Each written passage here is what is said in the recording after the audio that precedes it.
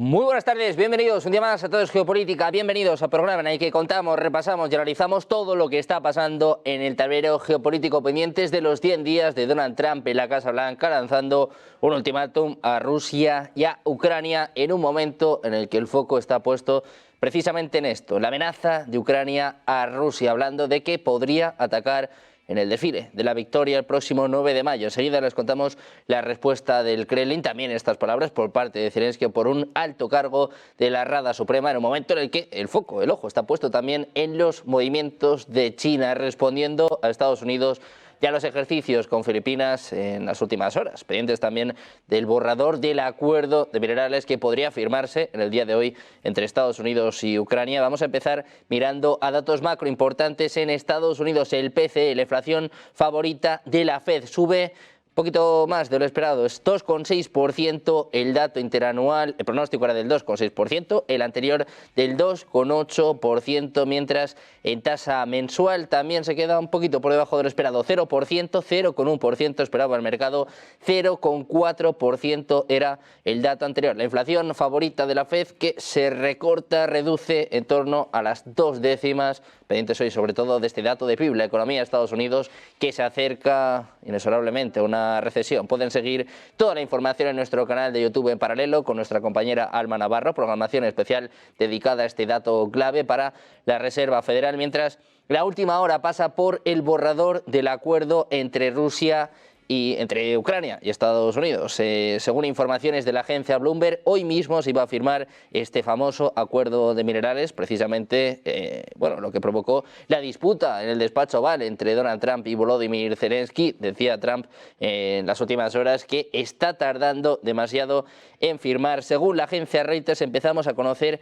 filtraciones sobre este borrador del acuerdo entre Ucrania y Estados Unidos. Dice que si Estados Unidos brinda asistencia militar a Ucrania en el futuro, el coste de esta asistencia va a contar para la contribución estadounidense al fondo de Estados Unidos y Ucrania. Dice también que el Estado de Ucrania va a otorgar a Estados Unidos a su designado primera opción en nuevas oportunidades de inversión en recursos naturales y en la emisión de permisos y licencias de recursos naturales. El borrador de este acuerdo sobre minerales no especifica cómo se gastará el dinero del fondo conjunto entre Estados Unidos y Ucrania, ni tampoco quién controla las decisiones del gasto del fondo. El acuerdo sobre minerales no cubre ni la energía ni la infraestructura portuaria de Ucrania. Primeros detalles de este borrador del acuerdo entre Ucrania y Estados Unidos, pendientes también de si se firma o no en el día de hoy. Todo esto en un día marcado por los 100 días de Trump en la Casa Blanca. El presidente de Estados Unidos sacaba a pecho, dice que es el mejor inicio de mandato de la historia. Escuchamos a Donald Trump. Tonight in the heartland of our nation to celebrate the most successful first 100 days of any administration in the history of our country, and that's according to many, many people. This is the best, they say, 100-day start of any president in history, and everyone is saying it. We've just gotten started. You haven't even seen anything yet. It's all just kicking in. And week by week, we're ending illegal immigration. We're taking back our jobs and protecting our great American auto workers and all of our workers, frankly. We're protecting all of our workers. We're restoring the rule of law, which was sort of out the window with this crazy guy we had. Mientras tanto, Trump no ha declarado si confía en el líder del Kremlin, en Vladimir Putin. Insinuaba, eso sí, que a Putin le gustaría detener la guerra. Trump añadía que de no haber ganado las elecciones, Putin se habría apoderado de toda Ucrania. ABC News reiteraba una publicación de Trump en la que había criticado a Putin por los ataques a ciudades ucranianas, sugiriendo que no quería poner fin a la guerra, sino que simplemente la estaba alargando. En una entrevista en las últimas horas, Trump afirmaba que a Putin le gustaría detener la guerra. Evitó responder a la pregunta de si confía o no en él. Decía, no confío en ti, no confío en mucha gente, pero sí creo esto. Creo que él, digamos, que me respeta y creo que por mi culpa no va a apoderarse toda Ucrania.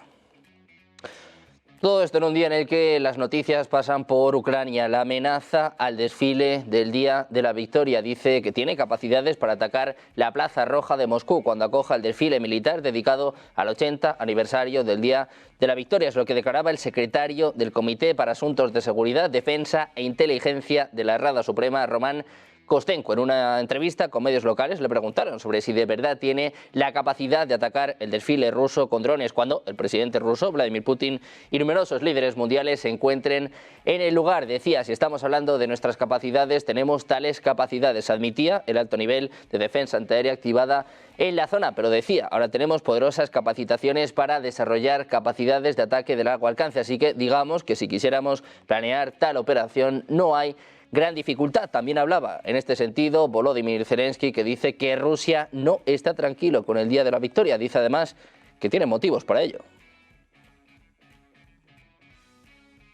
También miramos a China para contarles que el portaaviones Shandong ha realizado 2 travesías inesperadas al norte de Filipinas, donde lleva a cabo maniobras militares con Estados Unidos, lo que se considera una demostración de fuerza. Es lo que informa este miércoles el diario South China Morning Post. Acompañado de 6 destructores y fragatas, así como de 2 buques de apoyo, fue detectado por primera vez por la Armada filipina el pasado martes a 185 kilómetros de Luzón, la isla más grande de ese país. Después, el portaaviones fue avistado a 789 kilómetros de Japón. Se informa que el barco chino fue avistado solo 24 horas después del comienzo del ejercicio anual Balikatan entre Filipinas y Estados Unidos, que dura 3 semanas y que incluye escenarios de batalla a gran escala.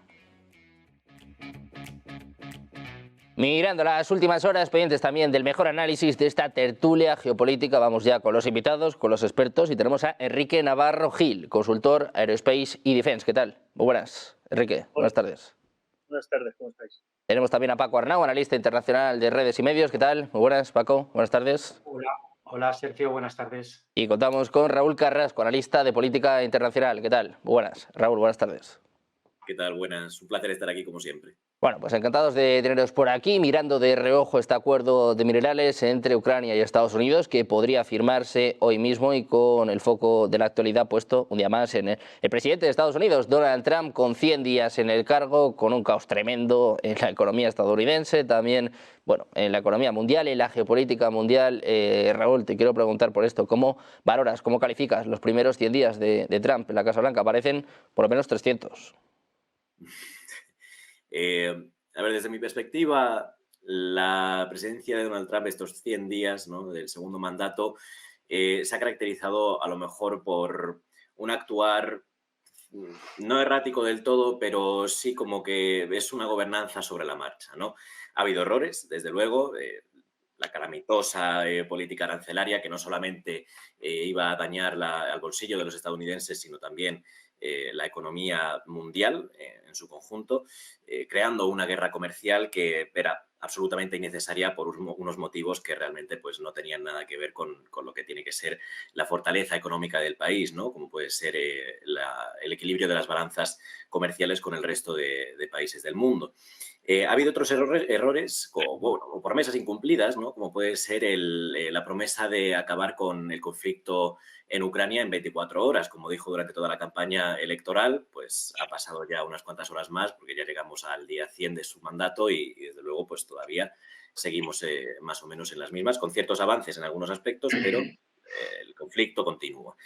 Y también es una política exterior algo errática en ciertos aspectos por el efecto que ha tenido en diferentes países, como puede ser Canadá, ¿no?, donde a lo mejor le podía haber interesado más que no lanzar esos mensajes, ¿no?, de anexión de Canadá, en este caso, que han debilitado mucho durante los últimos meses la campaña electoral del conservador Pierre Poilievre, y que han dado como resultado al final la victoria del Partido Liberal, ¿no?, que era Justin Trudeau anteriormente, pero que ha vuelto a ganar, en este caso, el nuevo candidato del Partido Liberal, llevando posiblemente también a la continuación de las tensiones entre Estados Unidos y Canadá, ¿no? Pero también ha habido aciertos en ciertos aspectos, ¿no? Como puede ser el haber estado presionando a Europa para que asuma buena parte de la responsabilidad en defensa, que es algo que creo que todos los europeos deberíamos, por lo que deberíamos abogar, ¿no? También por haber puesto de nuevo en el foco de la política exterior estadounidense a la región de Asia-Pacífico, ¿no? Frente a China en este caso. Y también ha llevado a cabo una política de contención en la frontera sur, en este caso para reducir la inmigración ilegal, que efectivamente junto con la colaboración con la presidenta mexicana Claudia Sheinbaum, pues sí que ha tenido cierto éxito, ¿no? Atrás quedaron esos días que veíamos, por ejemplo, en diciembre de 2023, cuando se alcanzó la cifra récord de 250.000 detenciones en la frontera sur de personas que estaban intentando entrar de manera ilegal desde México, ¿no? Creo recordar que en febrero de este año la cifra ya había caído a 8.000 detenciones, lo cual se muestra como también un éxito, en este caso, en un asunto que realmente preocupa mucho a todos los estadounidenses. Entonces, bueno, luces y sombras, pero yo diría que en estos 100 días ha habido más sombras que luces en su conjunto. Paco, pues lo mismo te quiero preguntar, si hemos tenido más sombras, más luces, más decepciones con Donald Trump en lo que refiere a la guerra comercial, pero también, como decía Raúl, la guerra en Ucrania, ¿no? Que decía que iba a solucionar en 24 horas, luego se hablaba 10-100 días y de momento es cierto que hay conversaciones, hay ciertos avances, pero seguimos más o menos igual. Sí, en su haber, en estos primeros 100 días, que es lo más corto de explicar, el haber, lo positivo, digamos, es que se haya reanudado el diálogo entre Rusia y Estados Unidos, ¿no? Que estaba absolutamente roto durante la época de Biden, ¿no? Durante la última fase de la administración Biden, además, el mundo estaba al borde de un conflicto mundial, ¿no? Y no existía ningún canal de diálogo, no digo ya de negociación, ni siquiera de diálogo entre las dos superpotencias nucleares. Esto parece que bueno, se ha revertido y en su haber, pues bueno, hay que calificar como positivo de estos primeros 100 días que se haya alcanzado eso, ¿no? Una reanudación del diálogo con Rusia. En el debe, pues bueno, yo creo que hay dos tropiezos, ¿no? Como ha dicho antes el anterior interviniente, en el aspecto económico y en el aspecto de Ucrania, ¿no? En el aspecto económico, bueno, pues ha tomado una serie de decisiones erráticas, por calificarlo suavemente, que han supuesto un perjuicio para la propia economía estadounidense. La guerra comercial emprendida contra China, esta alocada política de aranceles, ha puesto en un serio aprieto a las empresas más importantes de Estados Unidos, entre ellas las dos que tienen mayor valor, ¿no? Como es el caso de Apple y Tesla, que fabrican cosas en China, claro, y efectivamente una política de aranceles les perjudica, ¿no?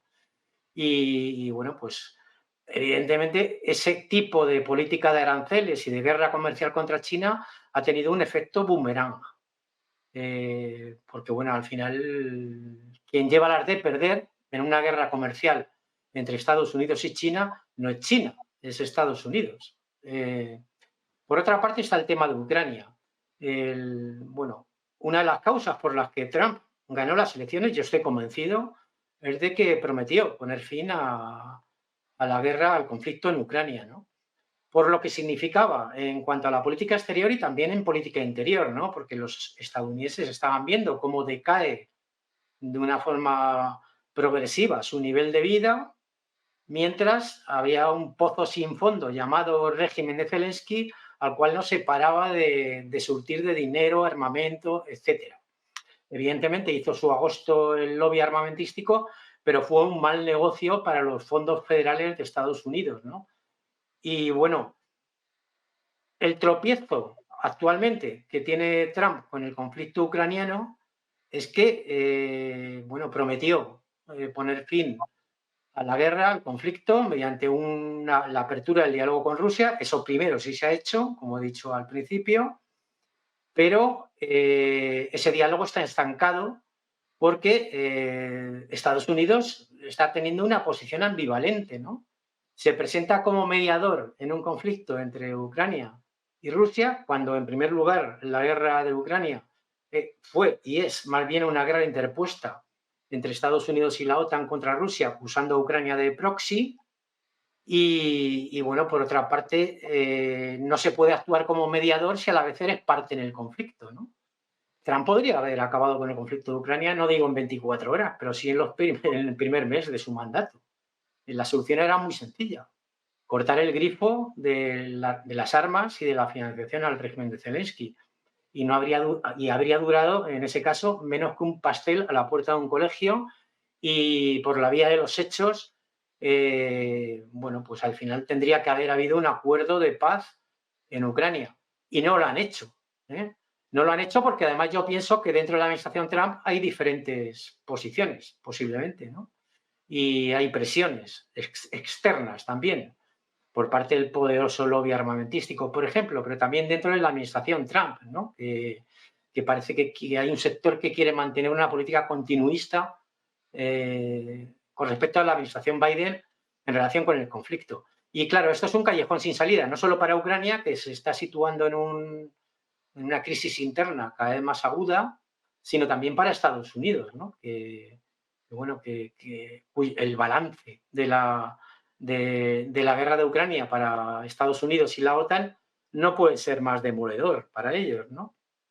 No han conseguido derrotar a Rusia en el campo de batalla, ese era su principal objetivo. Todo lo contrario, Rusia ha seguido avanzando en sus posiciones militares. Esta última semana hemos visto cómo ha sido completamente liberada ya la región rusa de Kursk, y además Rusia está avanzando en la frontera hacia Sumy, la capital del Oblast de igual nombre, ¿no? Y están ya a unos 30 kilómetros, ya en territorio ucraniano, ¿no? Cerca de Kursk, pero al otro lado de la frontera ya, ¿no? Y por otra parte, estamos viendo cómo Rusia sigue avanzando posiciones en el frente principal de la guerra, el frente del Donbass, ¿no? Con la toma de nuevas posiciones y el avance hacia otras ciudades. En fin, resumiendo, en el haber de estos primeros 100 días, en la reapertura de un diálogo entre las dos superpotencias nucleares, lo cual siempre se puede considerar como positivo, y en el debe una errática política económica y de guerra comercial contra China que ha tenido un efecto boomerang para la economía estadounidense, y la guerra de Ucrania, es decir, que no han sido capaces de darle una salida y de tomar decisiones adecuadas para darle una salida.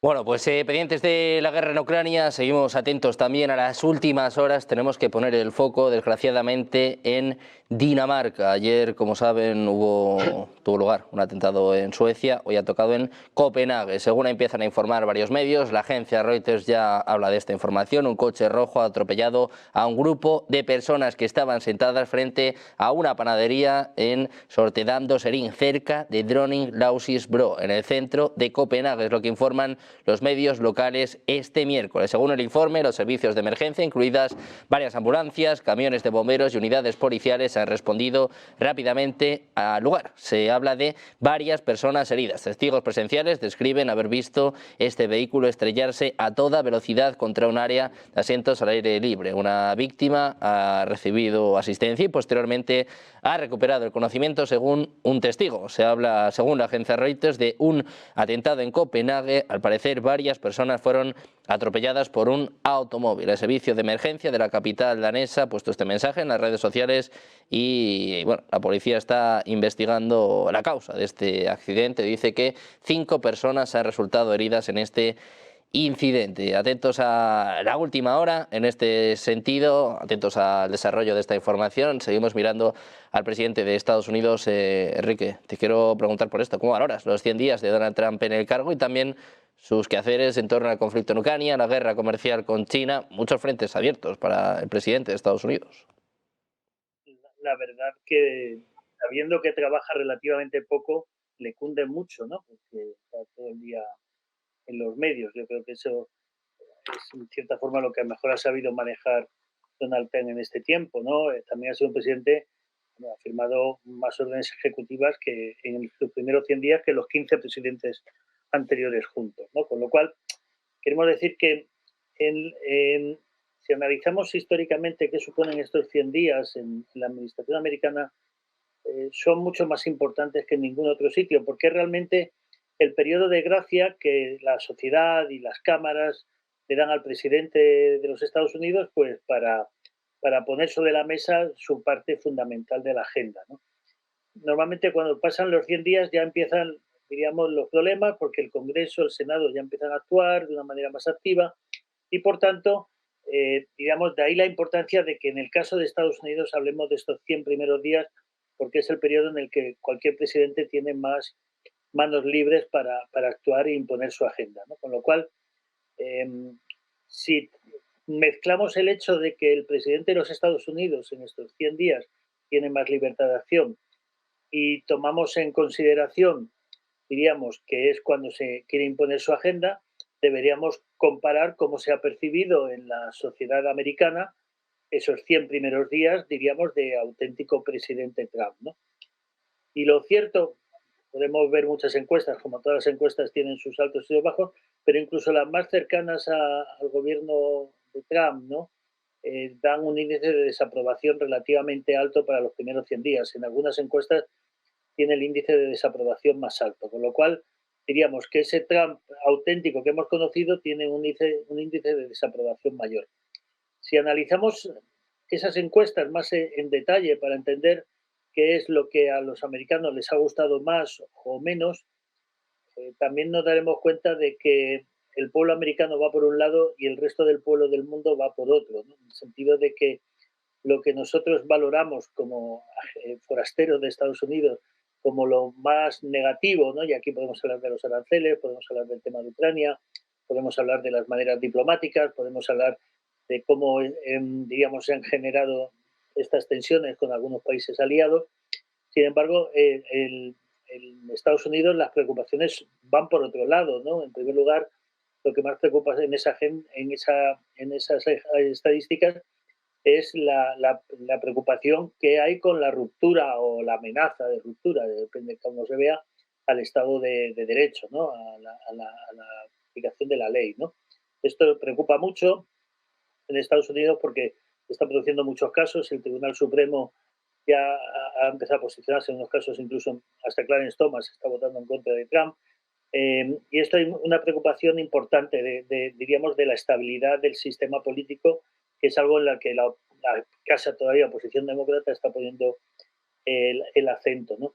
Luego, es verdad que la situación de la frontera se vende como mucho mejor, pero claro, también hay que entender que, obviamente, ante todas estas amenazas, pues el flujo de inmigración se ha reducido, pero tampoco tenemos estadísticas fiables de en qué medida este saldo final se debe a que vengan menos inmigrantes o a que haya menos detenciones, ¿no? Porque el hecho es que las detenciones han sido muy, muy escasas, pero también esto está generando otra serie de problemas al interior del país, de escasez de mano de obra, de empresas que están recibiendo correos diarios para denunciar a sus trabajadores que no están con papeles, y esto se está volviendo un poco en contra, ¿no? Con lo cual, diríamos que la preocupación mayor dentro del interior de Estados Unidos también preocupa mucho, que realmente lo que, diríamos, como decía en su momento Clinton, es la economía, ¿no? Lo que marca las campañas, ¿no? Trump ganó las elecciones básicamente porque iba a recuperar el poder adquisitivo de las clases medias norteamericanas, muy damnificadas por el alza de precios, muy damnificada por el alza del coste de la vivienda, muy damnificada por el coste de los tipos de interés y las dificultades del crédito. Esto es lo que hace, diríamos, a Trump presidente de los Estados Unidos, más que otra agenda más ideológica, ¿no? Y aquí, pues acabamos de ver, segundo trimestre de recesión, los precios se disparan, lo cual es un problemón para Trump, porque aspiraba a un control mayor de precios para que la Reserva Federal pues, pudiera rebajar tipos de interés. Entonces, realmente, diríamos, lo que era su activo principal, que era la economía, no le está respondiendo como él esperaba. Y a eso se añade que si analizamos el principal factor de reducción del PIB son las importaciones, ¿no? El creciente saldo negativo comercial, ¿no? Y esto ha sido alimentado por el propio Trump, ¿no? Porque la amenaza de aranceles ha hecho que se aceleren las importaciones de alguna forma para evitar la aplicación de aranceles. Entonces, la subida de las importaciones en el último mes ha sido tremenda, sobre todo en bienes de inversión, bienes de equipo, máquina, herramienta, etcétera, que se han acelerado los procesos de entrega para salvar los aranceles, con lo cual también hay este factor que hay que considerar, ¿no? Visto desde fuera, diríamos que hay una sensación un poco agridulce en Estados Unidos porque sienten como que se han hecho enemigos de todo el mundo. Había un dato tremendo, ¿no? Que la reducción del turismo, ¿no? En Estados Unidos en el último mes las llegadas se han reducido, se están generando incluso alertas de viaje. Todo esto se está generando, diríamos, una situación un poco compleja digamos, de la visión que Estados Unidos tiene en el mundo, ¿no? Y si vamos a los temas más concretos, diríamos, su apoyo a Israel en el tema de Gaza, hasta ir más allá que el del propio Israel con su propuesta sobre Gaza, pues al final no se ha saldado en un gran resultado, ¿no? Eh, diríamos, las negociaciones con Irán, pues ahora preocupa mucho a su aliado, que es un aliado que confía poco en que de esas negociaciones, Israel confía poco de que se pueda negociar nada con Irán, ¿no? Y sin embargo, Estados Unidos pues está ahí presionando. Ucrania, estamos cada vez en un callejón más sin salida, ¿no? Yo creo que de las promesas iniciales, de los contactos iniciales, ha generado una revolución en Europa. No sabemos si será suficiente o será limitada, pero ha generado una gran reacción en Europa. Ha sido muy errático en sus declaraciones, ¿no? Después de la confesión con Zelensky en el Vaticano el otro día, parecía salir iluminado y enseguida cambia de opinión.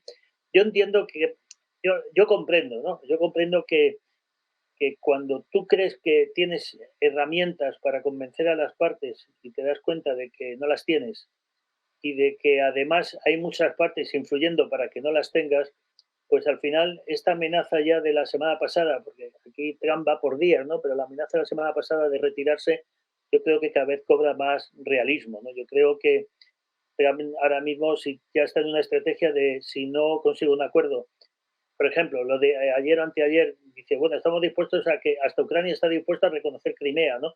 O sea, Rusia lo de Crimea lo tiene descontado ya hace 10 años, ¿no? Si eso es lo que va a poner Estados Unidos sobre la mesa de la negociación, ya se ha terminado la negociación, o sea, no hay nada más que hablar, ¿no? Entonces ya se le ve como muy errático y yo creo que las declaraciones de hoy, creo que era de Lavrov, no estoy seguro, diciendo, no, si el acuerdo hay que firmarlo con Ucrania, o sea, nosotros tenemos que firmar con Ucrania una paz que sea duradera, con la cual de alguna manera yo creo que podemos ver a Trump un poco en retirada en todo este conflicto, como diciendo, bueno, no he conseguido hacerlo, me quito de en medio antes de que esto me empiece a salpicar a mí, ¿no? Con lo cual, diríamos, han sido 100 días de vértigo, pero la sensación a día de hoy es que Trump y en general el mundo y en general los Estados Unidos están un poco peor de lo que estaban hace 100 días. Y ahora empieza una agenda más complicada, como decía, porque ya hay que hacer presupuestos, ya hay que empezar a gobernar. O sea, ya hay que empezar a gobernar y en un mundo muy complicado donde hay unas negociaciones arancelarias que nadie sabe en qué van a consistir, o sea, nadie es capaz de definir porque claro, si tiene que abrir 50 o 60 negociaciones arancelarias con esos países, con tantos países se puede pasar años negociando, esto no se arregla de un día para otro, con lo cual es todo absolutamente errático y ahora es cuando de alguna forma puede empezar el calvario, cuando la gente ya tome la medida y la oposición se empieza a armar en las cámaras. El problema de Estados Unidos es que el año que viene está renovando el Congreso y un tercio del Senado, más las elecciones que haya por defunciones de aquí hasta entonces, ¿no? Con una mayoría muy exigua. Un Trump que no sea capaz de hacer dos mayorías en las cámaras para hacer su política y que luego vaya y tenga una minoría, sería un desastre para él, con lo cual creo que está en una situación muy complicada. Bueno, pues hablando de situaciones complicadas, hablando de los giros de Donald Trump y sobre todo del caos que hemos visto a nivel mundial en estos últimos 100 días, les contábamos al principio de este programa el borrador del acuerdo de minerales entre Estados Unidos y Ucrania. Olvídense de todo lo que hemos contado, giro radical. Ahora parece que el acuerdo entre Estados Unidos y Ucrania se rompe. Se habla de un obstáculo de última hora que está postergando la firma, que según la agencia Bloomberg se iba a producir en el día de hoy. Financial Times informa de que Estados Unidos y Ucrania se están topando con obstáculos de último momento, cuando estaban a punto, otra vez, eso sí, de firmar el acuerdo marco sobre minerales. Una disputa sobre lo que se había acordado en estas negociaciones nocturnas ha puesto en duda la finalización de este acuerdo. El acuerdo que debían firmar establecía que Estados Unidos y Ucrania, a través del desarrollo de los recursos naturales de Kiev y la creación de un fondo de inversión conjunto, iban a buscar crear las condiciones necesarias para aumentar la inversión en minería, energía y tecnología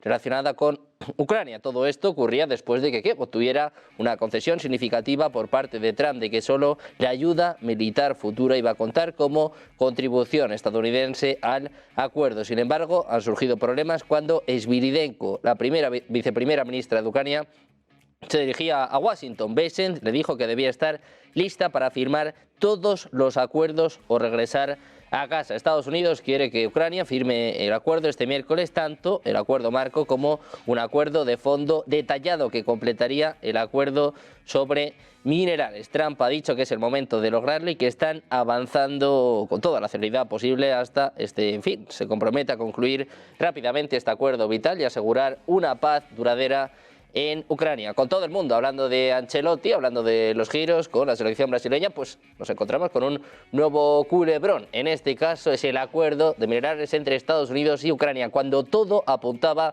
a que se iba a firmar, tenemos un nuevo giro. Se rompe el acuerdo por un obstáculo de último minuto, a la espera de conocer más detalles sobre el acuerdo de minerales entre Estados Unidos y Ucrania. Vamos a mirar también a los mercados en un día marcado por el dato de PIB de Estados Unidos, mucho peor de lo esperado, temores de recesión. Hoy el foco estaba puesto en las tecnológicas con resultados al cierre de la sesión. De momento, batacazo para Tesla y para Amazon. Manuel Velázquez, cuéntanos cómo están los mercados, qué está pasando sobre todo con Tesla, con la empresa de Elon Musk. ¿Qué tal, Sergio? Muy buenas tardes. En efecto, es una sesión en la que esas dudas sobre la economía, después de ese mal dato, esa contracción del PIB del primer trimestre, desata las dudas sobre la economía, y a todo esto hay que añadir esa retórica de los aranceles que no afloja y hay muchísimas dudas, muchísima incertidumbre arancelaria, y la empresa que peor lo está pasando en términos de incertidumbre arancelaria es Tesla, que ya sacó, recordemos, las señales de alerta, el pañuelo rojo, pidiendo que por favor no se implementaran aranceles porque le perjudicaría en demasía la oferta de coches. Recordemos que estos aranceles sobre el sector perjudican a la compañía, a pesar de que tiene localizada muy buena parte de la producción, en este caso en Estados Unidos. Tesla, en estos momentos que está dejando, vamos a recordarlo, caídas de prácticamente el 6%. Esas dudas sobre la economía, esas dudas de nuevo sobre la batalla arancelaria que están castigando a la compañía y que está liderando los descensos en el sector tecnológico. Claro que Amazon también está dejando recortes muy cercanos al 4% en una jornada de ventas masivas donde el rojo se está instalando en el sector tecnológico y está llevando a este caso al Nasdaq a perder más de un 1,6% y perder la friolera de 300 puntos. Claro que el Dow Jones de Industriales de momento trata de salvar los muebles. Las caídas ya no son de 600 puntos, pero también son muy importantes, son de 450 enteros. Y para más INRI, esta noche al cierre presentan tres grandes compañías: Qualcomm, Microsoft y Meta.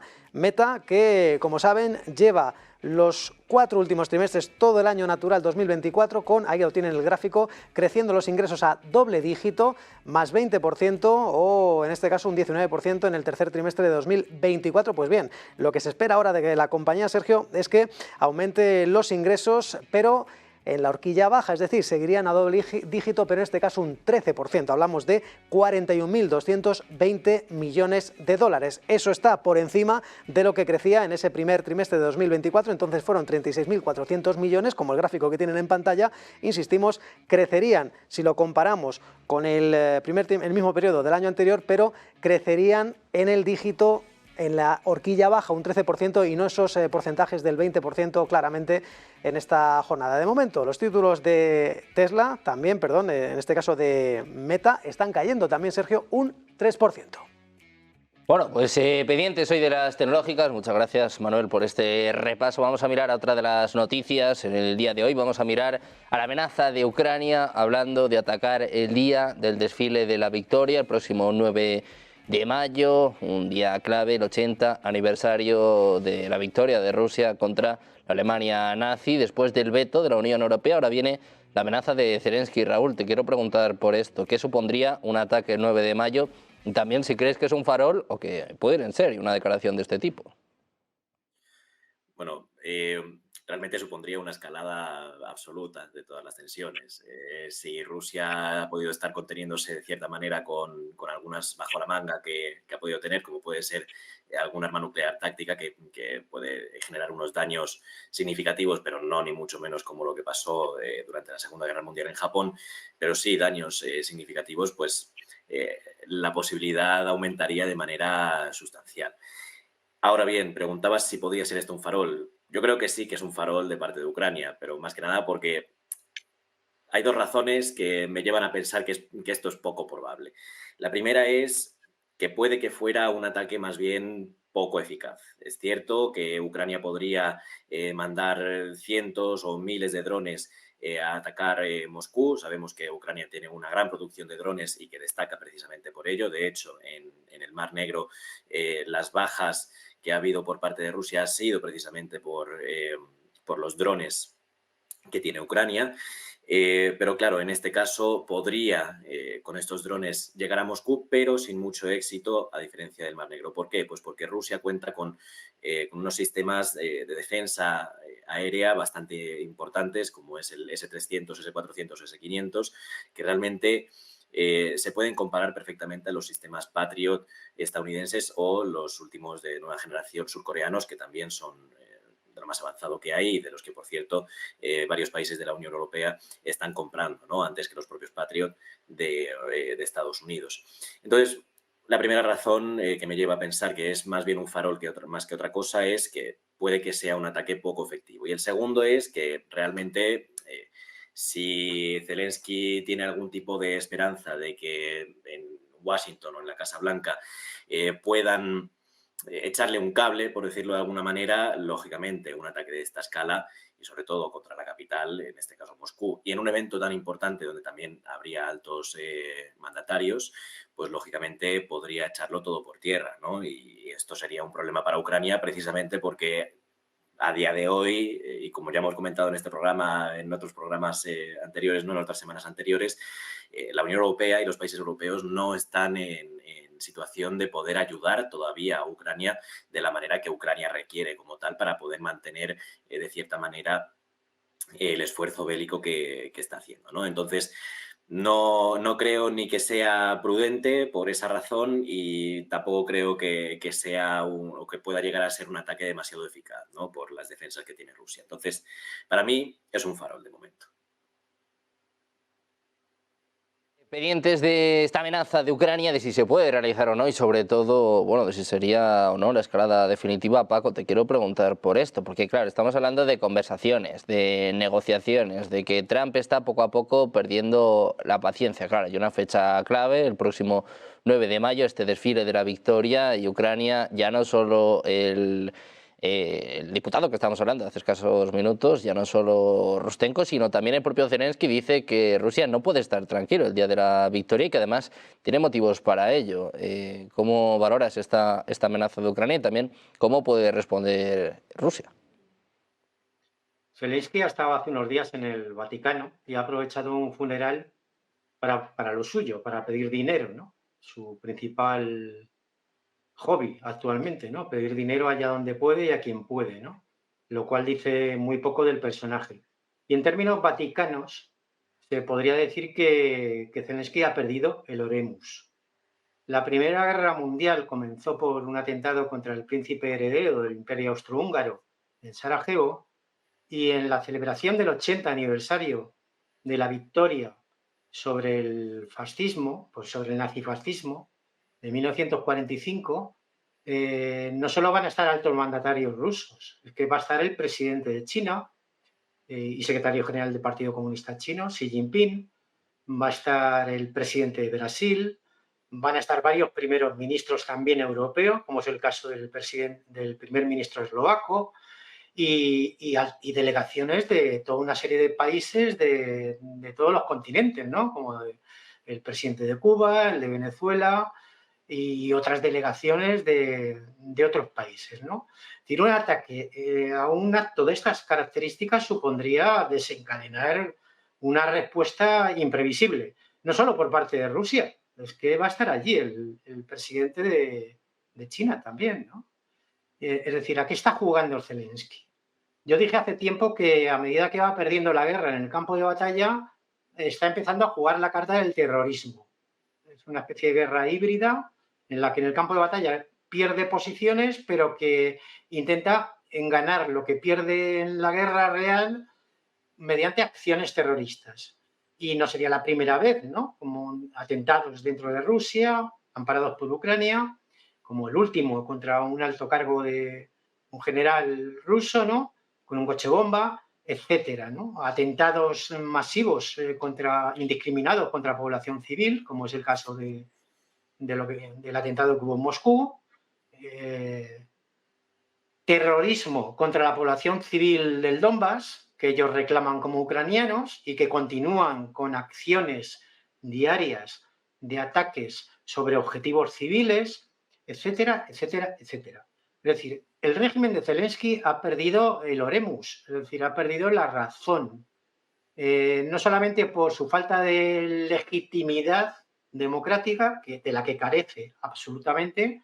Zelensky tiene un mandato caducado y tiene a toda la oposición ilegalizada y perseguida, desde la derecha moderada hasta los comunistas, y además está jugando la carta del terrorismo para intentar dar una salida a su propio régimen, ¿no? Para subsistir, sobrevivir, ¿eh?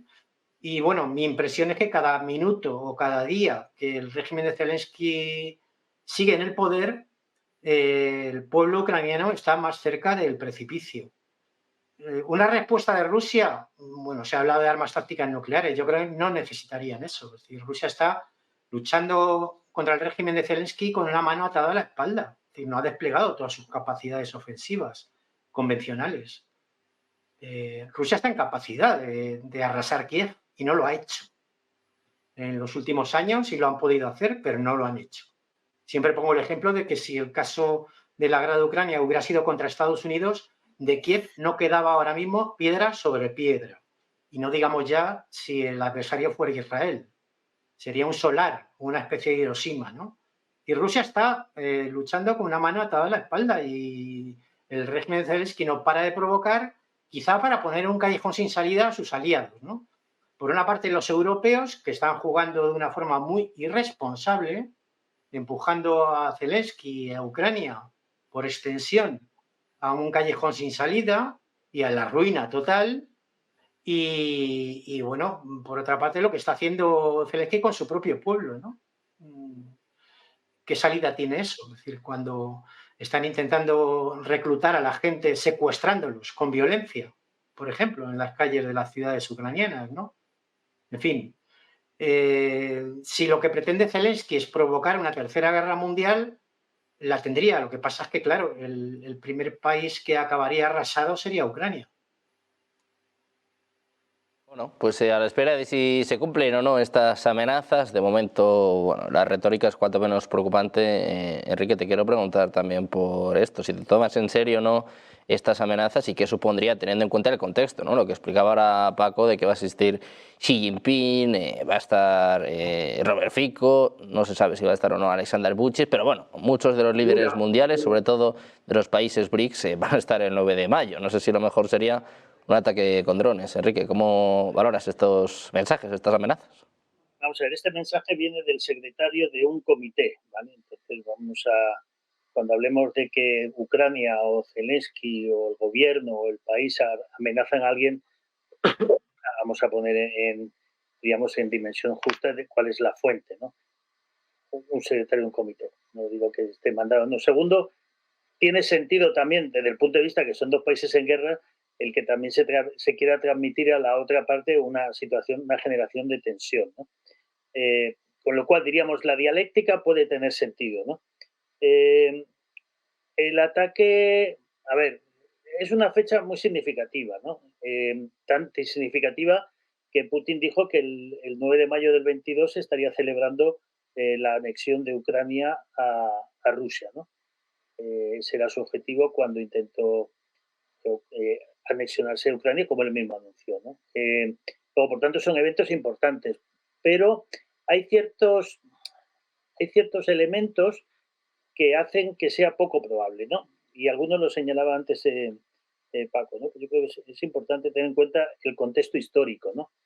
Porque si Rusia fue, diríamos, la parte más damnificada y la que tuvo más protagonismo en la Segunda Guerra Mundial, claro, Ucrania era parte de esa Unión Soviética y Ucrania fue uno de los territorios de Rusia donde más se sufrió, porque fue invadida completamente por los nazis, con lo cual, de alguna forma, es uno de los territorios de lo que era la Unión Soviética que más sufrió la invasión nazi, con lo cual la lógica nos indica que, diríamos, atentar contra una celebración que en Ucrania pues, también debería ser celebración, pues realmente tenía poco sentido. Además, podría reforzar, digamos, esa imagen que algunos desde Rusia quieren achacar a Zelensky, diríamos, como, ¿cómo decirlo?, como el heredero de ese invasor alemán del año 41, ¿no? Ideológicamente y políticamente. Con lo cual, diríamos, más allá de la dialéctica que se produce, parece poco inteligente hacerlo, aparte de, por supuesto, la presencia de autoridades internacionales, y lo más probable es que además fuera un fracaso, ¿no? Dicho lo cual, yo creo que este tipo de anuncios que bueno, si se dejan en la dialéctica, pues, bueno, pues se pueden entender, pero no debemos distraernos de lo que es mollar, ¿no? Porque claro, da la impresión de decir qué malos son estos porque van a atacar a los otros el día de su celebración, y entonces alrededor de eso generamos una dialéctica. Yo creo que Ucrania está en su derecho, diríamos, no que yo lo apoye o no lo apoye, quiero decir, está en su derecho de atacar a Rusia porque está en guerra con Rusia, y Rusia está en su derecho de atacar a Ucrania porque está en guerra con Ucrania. Pero diríamos, uno debería intentar buscar elementos porque también veamos que Ucrania necesita mucho más la paz que Rusia, ¿no? No digo que Rusia no la necesite también. Entonces, eso también le iba a enemistar con Estados Unidos e iba a afectar al soporte occidental, con lo cual, o sea, las posibilidades de que algo así se produzca son básicamente nulas, con lo cual no le daría más relevancia que al hecho de que ha conseguido este secretario del comité poner nerviosos a algunos y de que en muchas tertulias hablemos de esta posibilidad, pero no la veo ni inteligente, ni oportuna, ni siquiera posible. No solo ha sido el secretario, hay que decir que el propio Zelensky, le preguntaban hace unas horas y decía literalmente, ahora mismo están preocupados por si pueden celebrar su desfile militar, y con razón, es lo que dice Zelensky, pero lo que realmente debería preocuparles es que esta guerra sigue su curso. Le preguntaban sobre la opción de que hubiese o no un atentado en el desfile de la victoria y decía, ahora mismo están preocupados por si pueden celebrar el desfile, pero con razón. O sea que, bueno, dejaba un poco ahí la amenaza velada el propio Zelensky. Os quiero preguntar, para terminar, por China, Raúl, te quiero preguntar por, bueno, estas jugadas en medio de la tensión comercial con Estados Unidos. El foco está puesto en Taiwán, pero también los ejercicios que han llevado a cabo Estados Unidos y Filipinas, y la respuesta de China mandando, se dice, buques de guerra, también portaaviones. ¿Cómo está la tensión entre China y Estados Unidos? Porque estamos hablando mucho de Ucrania, pero si Trump tiene un rival, si Trump tiene un objetivo, más allá de estos primeros 100 días, sin duda es Pekín. Bueno, sí, seré breve para que puedan los compañeros también comentar. Realmente no es una maniobra nueva, ¿no? Es cierto que en los últimos años China ha estado aumentando sus ejercicios navales en toda la región, ¿no? del Mar de la China Meridional, también porque está haciendo alarde de que ahora mismo cuenta con la mayor armada del mundo, incluso superior en número a la estadounidense. Es cierto que no cuenta con tantos portaaviones como Estados Unidos, pero cuenta ahora mismo con 3 portaaviones que son de alta calidad, ¿no? Que es uno de ellos el que ha estado rondando territorios cercanos a Filipinas en los ejercicios que ha estado haciendo Filipinas con Estados Unidos en estos días. No sorprende tampoco esta presencia, más que nada porque, primero, lo que tiene que hacer China, o lo que está haciendo desde la lógica de Pekín en este caso, es seguir reafirmando su poderío dentro de la línea de los 9 puntos, ¿no? Que es las aguas territoriales que considera Pekín como propias y que está precisamente también militarizando, ¿no?, en las islas Paracel, en las Spratly, etcétera. Entonces esto no debería tomarnos por sorpresa, ¿no?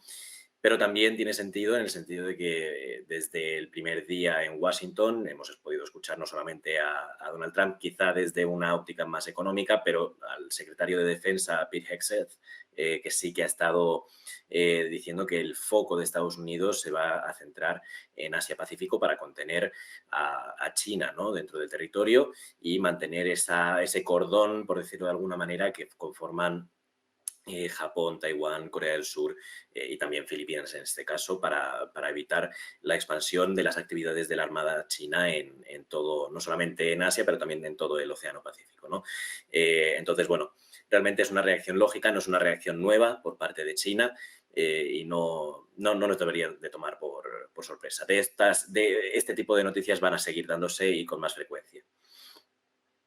Paco, ¿cómo valoras tú esta tensión entre China y Estados Unidos y estos movimientos, estos ejercicios militares que también hablan, bueno, de una situación cuanto menos tensa, también bueno, pues auspiciada ahora por estas amenazas de Donald Trump? Yo quisiera apostillar brevemente sobre el tema anterior, ¿no? Que efectivamente, como bien has dicho, Sergio, Zelensky ha ratificado esas declaraciones de un secretario de un comité de la Rada ucraniana, o sea que no es solamente una cuestión colateral, ¿no? El propio Zelensky lo ratificó. Y otra cosa, ¿qué mensaje está dando el régimen de Zelensky al mundo con estas declaraciones? Hablando del 80 aniversario de la victoria sobre los nazis, que ellos perdieron la Segunda Guerra Mundial. En ese sentido están dando la razón a Rusia, ¿no?, cuando dicen que hay que desnazificar Ucrania. Lo dejo ahí.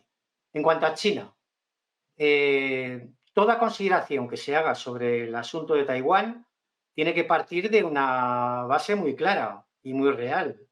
Taiwán es parte de China. Taiwán no es un país reconocido por la comunidad internacional. Y digo más, ni siquiera es un país reconocido por Estados Unidos. Taiwán es una provincia de China a todos los efectos, con lo cual China tiene todo el derecho del mundo, internacional y nacional, a realizar cuantas maniobras les plazcan frente a las costas de Taiwán, etcétera. Y en cuanto al resto de la zona del Pacífico, el mar de China, el mar de Japón, el mar de China Meridional, etcétera. No olvidemos tampoco que cuando analicemos lo que pasa en ese teatro regional de operaciones, hay un rosario ofensivo desde la Guerra Fría, creado por Estados Unidos, que va desde el norte de Japón hasta Filipinas, rodeando a China, de bases militares, acuerdos de defensa, etcétera. Y claro, China tiene ahora como gran potencia y superpotencia del futuro, tiene perfecto derecho a manifestar que no están dispuestos a que les toreen y a que les acogoten, ¿no?, a base de ejercicios ofensivos o militares o un aumento de la presencia militar de Estados Unidos en torno a China. Porque recordemos que Estados Unidos está al otro lado del Pacífico, justo al otro lado, a 6.000 o 7.000 kilómetros. Y que estamos hablando de una zona que es limítrofe con China, es decir, de mares que están al lado de China. Y además estamos hablando de Taiwán, que, insisto, es una provincia de China, no solo porque lo diga el Partido Comunista Chino, es que lo dice el derecho internacional y el conjunto de la comunidad internacional, que ni siquiera tiene relaciones con Taiwán. Pues para terminar, Enrique, quiero saber también tu opinión sobre Taiwán, sobre esta disputa entre China y Estados Unidos y si crees que va a ser, bueno, pues el principal foco de conflicto, ¿no? Decimos que Trump se quiere retirar de Ucrania, se quiere centrar sobre todo en China, ¿no?, que es su mayor rival. Bueno, lo que ha pasado en estas últimas 48 horas, más que relacionado con las maniobras que todos los años celebra con Filipinas, o más relacionado con la cuestión específicamente de Taiwán, viene a consecuencia de unas instrucciones dadas por el presidente Marcos en Filipinas a principios de semana, a finales de la semana pasada, de impulsar o restaurar las relaciones entre funcionarios del gobierno filipino y el gobierno de Taiwán. Y esto es lo que ha generado esta reacción de envío del Shandong, del portaaviones chino, a la zona no tanto motivado, como digo, por el hecho de las maniobras, sino por este cambio de posición de Filipinas, ¿no? Esto es importante además porque si analizamos lo que está ocurriendo en todos los países asiáticos, desde Japón hasta Nueva Zelanda, ¿no? Incluyendo países como Filipinas. Filipinas es un país enorme, muy cerca de China, muy cerca de Japón, muy cerca de Taiwán, y un país que está incrementando de forma muy significativa su capacidad militar. Indonesia es otro país que está incrementando de forma muy significativa su capacidad militar. Pero lo mismo está pasando con Japón, lo mismo está pasando con Corea del Sur, con Australia, Nueva Zelanda, etc. Entonces, es cierto que en este contexto de guerra de bloques, por llamarlo de alguna forma, y de amenazas, todos los países, digamos, más o menos aliados de Occidente, están iniciando un proceso de rearme importante. Y por tanto, ya no es la Filipina de hace 25 años, sino que ya es un país con una cierta capacidad y creciendo, y todos ellos además generándose alianzas económicas, etc. Entonces, también es cierto que China depende mucho de muchos de estos países con los que comercia, de los que depende energéticamente, ¿no? Pero bueno, estamos más en una especie de tablero de ajedrez complejo, donde hay muchas piezas, donde unas piezas están creciendo, y China, pues China que sobre todo es pragmático, lo que no quiere es, diríamos, verse amenazado en sus capacidades y no verse incrementado sus debilidades, ¿no? Entonces, bueno, juega a esta política muy tradicional china en la zona, que es de mantener la presencia, de mantener la presión, una especie de palo y zanahoria, ¿no? Que es lo que China ha aplicado en la región, ¿no? Pero bueno, esto va a ser una tensión que vamos a vivir constantemente en las próximas décadas, porque no cabe duda de que, como bien señalabas, el foco de la tensión militar, estratégica, geoestratégica, está claramente en el Pacífico. Nosotros hablamos de Ucrania y de Rusia porque nos toca más de cerca, pero realmente donde se va a dirimir el futuro del mundo es entre qué dos grandes potencias van a liderar el mundo en todos los sentidos, porque seguramente económicamente China lo hará, pero depende de las alianzas que tenga China con terceros países o que tenga Estados Unidos, pues se va a dirimir ese liderazgo de las próximas décadas, ¿no? Y por tanto vamos a ver una tensión creciente y que, bueno, nos tenemos que acostumbrar un poco a ello porque realmente la situación es conflictiva y obviamente el tema de Taiwán es un tema complicado. China yo creo que no va a meterse, no se va a embarcar en una guerra por Taiwán, pero tampoco va a dejar que Taiwán tenga, diríamos, el soporte internacional y mantenga el aislamiento. Yo creo que en el fondo Taiwán es un problema para la humanidad, no para los taiwaneses, y de alguna forma intentar conseguir una solución negociada pues sería el ideal, ¿no? Pero bueno, nos tenemos que acostumbrar a esta situación y sobre todo a esta radicalización, no quiero decir política, pero sí a este posicionamiento de muchos países que habían sido más o menos débiles o neutrales en contra de China, porque presenten la amenaza y esto va a hacer que China se sienta más amenazada en los próximos años. Entonces, esta tensión entre China y Estados Unidos, el liderazgo, la hegemonía mundial que está en juego, y está claro que Trump lo sabe. Muchísimas gracias a los tres por estar por aquí. Enrique, Raúl, Paco, un placer. Como siempre, muchas gracias. Un buen día. Gracias. Hasta luego. Muchas gracias, un placer. Nosotros que hacemos una pausa, unos minutos enseguida, volvemos a mirar a los mercados. Una pausa enseguida. Rolling Stocks con Ama Navarro.